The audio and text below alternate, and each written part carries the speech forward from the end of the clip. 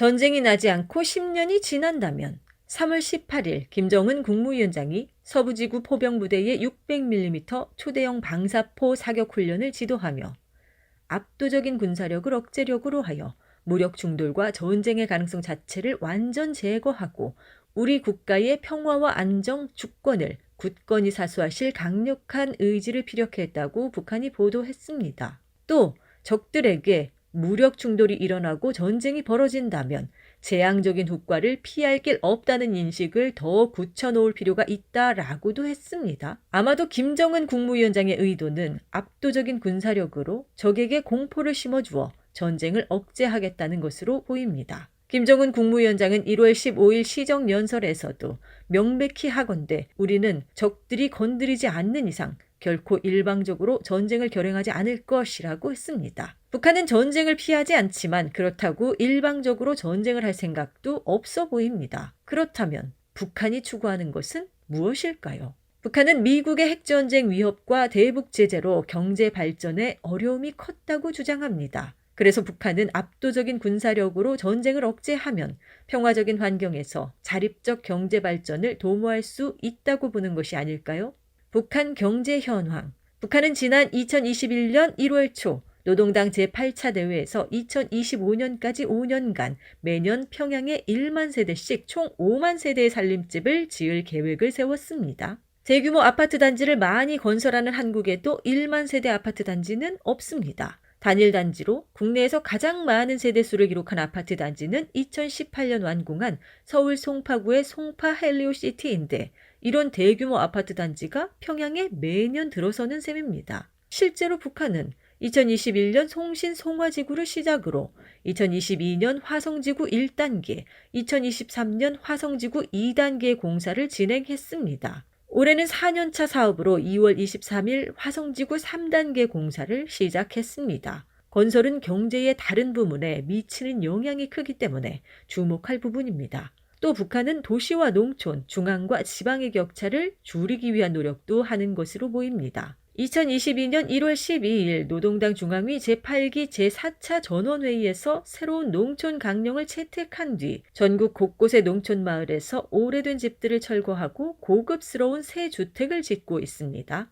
김정은 국무위원장은 올해 1월 15일 최고인민회의 제14기 제10차 회의 시정연설에서 지방발전 20곱하기10 정책을 발표했습니다. 이 정책은 매년 20개군씩 10년 동안 현대적인 지방공업공단을 건설해 전국 국민들의 초보적인 물질 문화 생활 수준을 한 단계 비약하는 정책이라고 합니다. 북한은 관광 사업에도 관심을 돌리고 있습니다. 지난 2월 9일 100여 명의 러시아 관광단이 북한을 방문해 마식령 스키장, 원산 갈마 해안관광지구 등을 여행했습니다. 관광단 단장이었던 알렉세이 스타리치코프 연해주 국제협력국장은 북녀는 1년 내내 새로운 여행을 조직하기로 합의했다. 봄에는 금강산 묘향산, 라선 경제무역지대 해변, 평양을 비롯해 많은 관광지를 방문할 것이다. 러시아 청소년들은 송도원 국제소년단 야영소를 방문할 수 있을 것이다. 라고 했습니다. 북러 경제협력도 활발히 논의하고 있다고 합니다. 지난해 북러 정상회담도 있었고 올해가 북러 경제 문화 협정 체결 75주년이기도 해서 북러 사이의 교류가 활발합니다. 지난해 10월에는 세르게이 라브로프 러시아 외교부 장관이 북한을 방문해 2024-2025 교류 계획서를 체결했습니다. 11월에는 알렉산드르 코즐로프 러시아 천연자원생태부 장관을 비롯한 러시아 정부 대표단이 북한을 방문해 제10차 무역경제 및 과학기술협조위원회를 열어 의정서를 채택했습니다.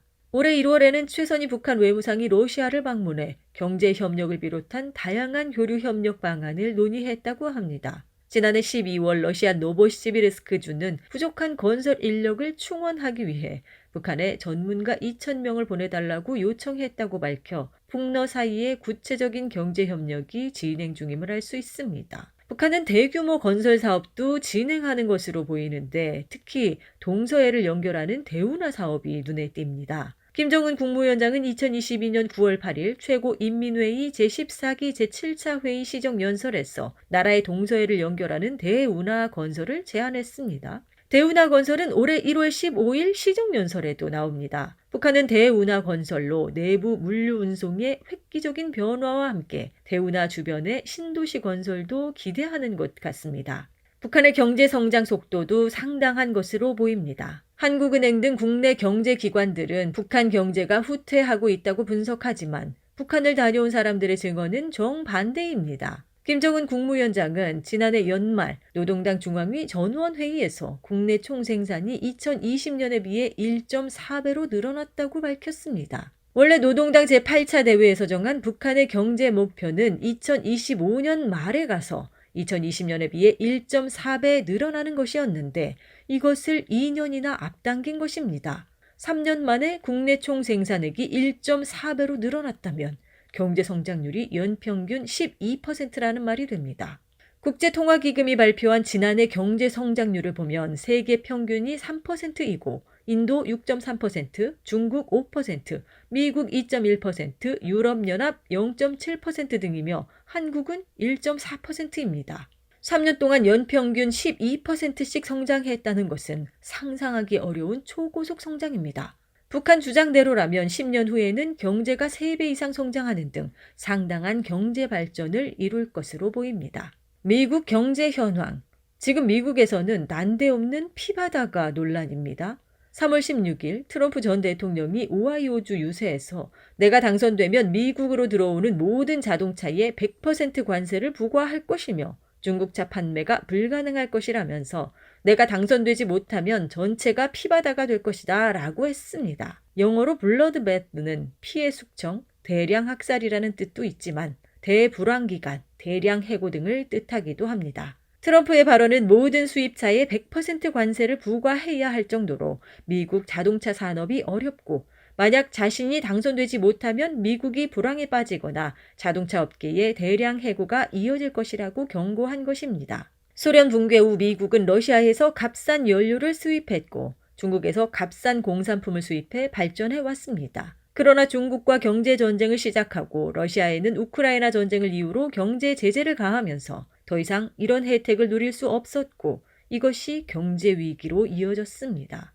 미국은 경제 위기를 모면하기 위해 유럽, 일본, 한국 등 동맹국을 약탈했습니다. 그리고 이런 동맹국 약탈 전략은 동맹국 경제를 망가뜨리고 있습니다. 트럼프의 발언은 수입 관세를 대폭 높이는 보호무역 조치를 해서라도 미국의 제조업을 지켜보겠다는 구상으로 보입니다. 그러나 이미 기술력을 상실해버린 미국의 제조업이 다시 일어설지는 불투명해 보입니다. 한편 바이든 대통령과 민주당 측은 트럼프 발언의 앞뒤를 자르고 피바다라는 단어만 강조해 퍼뜨리며 트럼프가 자기가 당선이 안 되면 폭동이나 내란이 일어날 거라고 협박한다는 식으로 공격했습니다. 바이든은 자신의 X에 트럼프 유세 영상을 올리며 트럼프는 명백히 제2의 1월 6일을 원하고 있다라고 했습니다. 1월 6일이란 2021년 1월 6일 미 의사당 점거 폭동을 가리킵니다. 트럼프는 자기 발언이 바이든이 미국 자동차 산업을 죽이고 있다는 뜻이었다며 민주당 측이 자기 말을 왜곡하고 있다고 해명했습니다. 그러나 미국 내 언론은 물론 공화당 내에서도 트럼프가 폭력을 선동한다며 몰아붙이고 있습니다. 미 의사당 점거 폭동을 배후 조종한 혐의로 재판을 받는 점도 트럼프에게 불리하게 작용합니다. 이처럼 미국 정치는 전현직 대통령이자 차기 대선 후보자들이 폭동과 내란을 이야기할 정도로 매우 불안정하게 보입니다. 미국의 정치 경제 상황이 이런 상태로 10년간 지속되면 어떻게 될까요? 미국의 3대 도시 가운데 하나로 꼽히는 시카고가 최근 노숙자 폭증, 마약 문제, 청소년 폭동으로 망해가고 있습니다. 시카고뿐 아니라 미국의 여러 도시가 비슷한 문제로 골머리를 썩이고 있습니다. 미국의 노숙자는 최근 10년간 꾸준히 증가해 2023년 1월 기준 65만 명에 달합니다. 최근에는 로스앤젤레스의 길거리에서 대낮에 마약에 취해 비틀거리는 사람들을 담은 영상이 유튜브에서 화제가 되기도 했습니다. 미국이 이렇게 가다가는 시카고 같은 도시가 매년 생길지도 모를 일입니다. 유럽도 비상입니다. 3월 18일 영국 일간 가디언은 2022년 독일의 실질 임금이 제2차 세계대전 이후 가장 크게 하락했다는 독일의 신경제포럼 연구 결과를 보도했습니다. 신경제포럼에는 독일 정부에서 경제 고문을 지낸 이사벨라 웨버 미 매사추세츠대 경제학 부교수 등이 참여하고 있습니다.